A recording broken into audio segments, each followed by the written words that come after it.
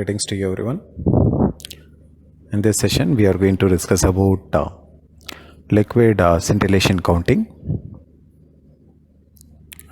which is the process used to detect ionizing radiation emitted from a radionuclide sample using certain solvents.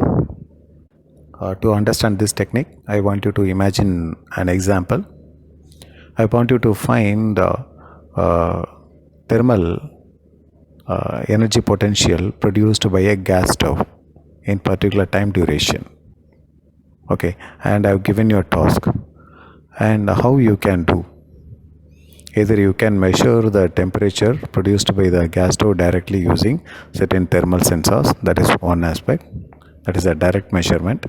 In other way, what you can do, you can keep a bowl filled with water, and by allowing the gas stove to boil the water for a particular time, so by measuring the change in temperature level and energy level in the boiling water, you may be able to find how much of energy is transferred from the gas stove gas flame to boiling water. Okay, and by measuring the energy level change in the boiling water, you may be able to say this much of energy is absorbed by boiling water now. So it indirectly mentions the energy produced by gas flame is this much, because that energy produced by gas flame is directly transferred into that boiling water, isn't it? In between boiling water, so there is another intermediate or intermedium is there, that is bowl may be made up of sand, manpana mari irkalam, or it may be made up of certain metallic atom. So you have to consider the amount of energy absorbed by the pot or metallic bowl. So what you do, you will be correlating the total energy of the pot and the boiling water. Then you will try to find out how much of energy would have been transferred from the gas flame into the boiling water, isn't it? The same logic you are going to use here in this liquid scintillation counting. So here you are going to measure energy released by radioisotope indirectly using certain solvents. How it is being done adinakanna, so you are keeping a sample, radioactive sample, which emits energy in the form of alpha ray or beta ray or gamma ray. So this energy is first received by a solvent which tends to evaporate or excite upon receiving energy from the radioisotope. And the excited solvent, it goes to the higher energy level. After some time it comes back to the normal level, isn't it? So during this transition, excess energy absorbed by the solvent 1 will be released into the nearby environment, which is absorbed by another solvent kept in the vicinity. So the solvent 2 receives the energy from the solvent 1, and it also being excited and tries to come back to the normal stage. And during this transition, excess energy absorbed by the solvent 2 is again released into the surrounding environment. So this energy would be further converted into an electric signal or light signal. So this light or electric signal is read by a detector. So if I study the amount of the type of light and the amount of light being detected by the detector, I can say how much of energy would have transferred from the solvent 2.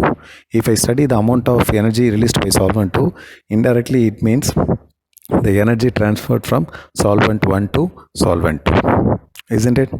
If I'm able to correlate the energy transition between solvent 1, solvent 2 and the final detector, I may be able to say how much of energy would have been directly transferred from radioisotope, isn't it? So you may be asking me a doubt, what is the need to have such a tricky or complicated procedure to detect the energy level? So while you have all the ways to measure the radioisotope directly, so you have to remember, you cannot deal with radioisotopes directly because of the radiational potential harmful effects of radiational sources. So what you can do, if you are using certain solvents which tends to mask the direct exposure of radiation into the surrounding, you may be able to study them effectively. So that is why liquid scintillation counters have come into the scenario. So there are two things you have to remember. You are going to transfer energy from the radioisotope into solvent 1, which is generally called as solvents. Okay, general solvents are xylene, toluene, benzene, trimethyl benzene. Okay, and excited the solvents, they tend to transfer energy to next one called solute. Okay, so these solutes are substances which has the property to emit a photon upon excitation and de-excitation. So solvent 1 வந்து பார்த்தீங்கன்னா they just transfer energy, they do not produce any light signal. But solvent 2, which is generally known as solute, they tend to produce a photon என்னங்க light. Okay, light signal. So upon excited by the energy, so when they excite and when they become de-excited in condition, this energy transition releases energy which is converted into a light signal by the same solute molecule. Okay, so there are various solute molecule that you see in the picture. So these solute molecule, they tend to emit light because of their inherent luminescence property. Try to recall what is luminescence that we have discussed in the earlier class. And this light is detected by a detector, and the intensity of light and the amount of the type of light is being measured, and it is being calculated to find out the electric potential, and which is directly correlated with the amount of energy produced by radioisotope in the beginning with the formula that you see in the picture. Okay, so this is all about liquid scintillation counter. So in this liquid scintillation counter, so there are certain other things that you have to consider. So just remember that boiling water example that I have told you. While you are measuring the energy level in the boiling water, you are considering other aspects too. For example, you are considering the energy change or temperature change present on the walls of the pot or boiling vessel. Then only you will be able to say how much of energy has transferred from gas flame to boiling water, isn't it? In the same way, while the energy is transferred from solvent to solute to detector, so you need to make sure there are certain energy being lost in the background. So this is what we call background effect. Okay, so energy on the solvent some energy would have escaped, and they would have been released out of the system in some way. So this is what we call background effect. And apart from that, there is another thing, quench correction. Okay, what is quench correction? So when the energy is converted into a light signal by the second solvent, that is solute. Okay, so there is a possibility some light signal would have been quenched by certain environmental changes that happens in the local condition. அந்த solute இருக்கிற அந்த சேம்பரில் நடக்கிற சில சேஞ்சஸ்னால there is a possibility some part of light may be quenched. Quenchedனா என்னன்னா satisfaction or satisfying something. For example, you are so thirsty while you are drinking water. What does it mean? The water quenches your thirstiness. Okay, isn't it?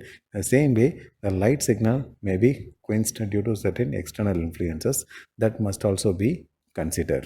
Okay, so you have to take in with the formula, and you will be comparing the light signals with certain standards as you see in the picture. Okay, so when you find out the total energy, total light received by the detector, you'll be able to find out how much of energy would have been emitted by radioisotopes primarily in the sample itself.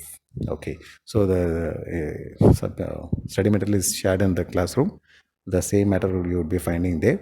Just try to go through it. If you do have any doubt, feel free to ask. Just put a text message to me. Thank you, everyone. Thank you.